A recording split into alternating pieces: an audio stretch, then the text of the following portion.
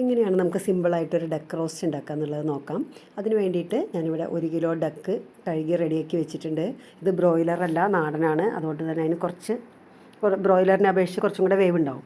അതിന് വേണ്ടിയിട്ട് ആദ്യം തന്നെ ഞാനൊരു ഇരുമ്പിൻ്റെ ഒരു പാൻ വെച്ചിട്ട് അതിൽ സവാള, നിർബന്ധമായിട്ടും ചെറിയ ഉള്ളി, അതുപോലെ തന്നെ ഇഞ്ചി, പച്ചമുളക്, വെളുത്തുള്ളി ഇത് ചേർത്തിട്ട് നന്നായിട്ട് കറിവേപ്പിലയിട്ട് നന്നായിട്ട് നമ്മൾ വഴറ്റിയെടുക്കണം.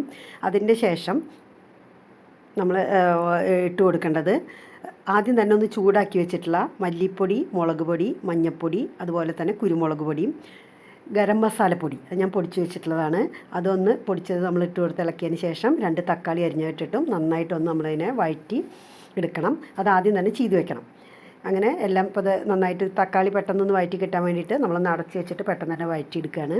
അതിന് ശേഷം നമ്മൾ ആ വഴറ്റിയെടുത്തിട്ടുള്ള ഈ റോസ്റ്റിൻ്റെ ആ മസാലയിൽ നിന്ന് ഒരു പകുതി മിക്സ് ചെയ്തിട്ട് നമ്മൾ ഈ ഡക്കിനെ ഒന്ന് ആദ്യം വേവിച്ചെടുക്കണം. അതിന് വേണ്ടിയാണ് നമ്മൾ ആദ്യം തന്നെ ഈ മസാല ആദ്യം തന്നെ തയ്യാറാക്കിയെടുത്തത്. അതുകൊണ്ടാണ് നമ്മൾ ഈ മസാല നന്നായിട്ട് മിക്സ് ചെയ്ത് അതിൻ്റെ ഉപ്പും കൂടെ ഇട്ട് മിക്സ് ചെയ്തതിന് ശേഷം ഒരു കുക്കറിൽ വെച്ചിട്ട് ഒരു 2 വിസിലാക്കി എടുക്കണം.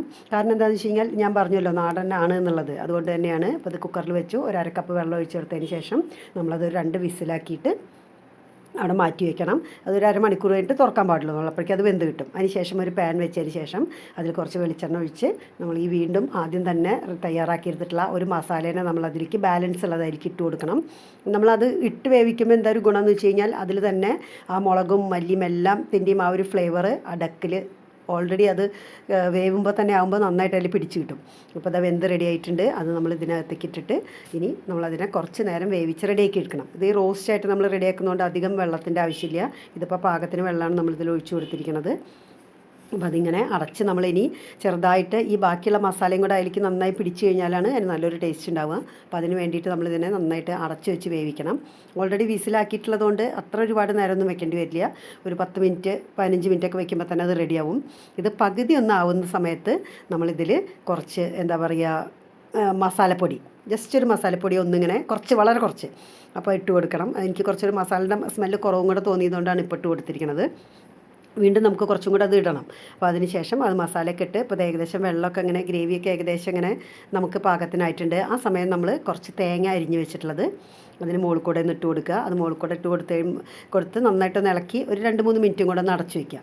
അപ്പോൾ ആ തേങ്ങ ഒന്ന് വേവും ചെയ്യും. ആ തേങ്ങ വേവുമ്പോൾ അതിൻ്റെ ആ ഒരു സ്മെല്ല് കറക്റ്റായിട്ട് അതിലേക്ക് ഇറങ്ങി കിട്ടും.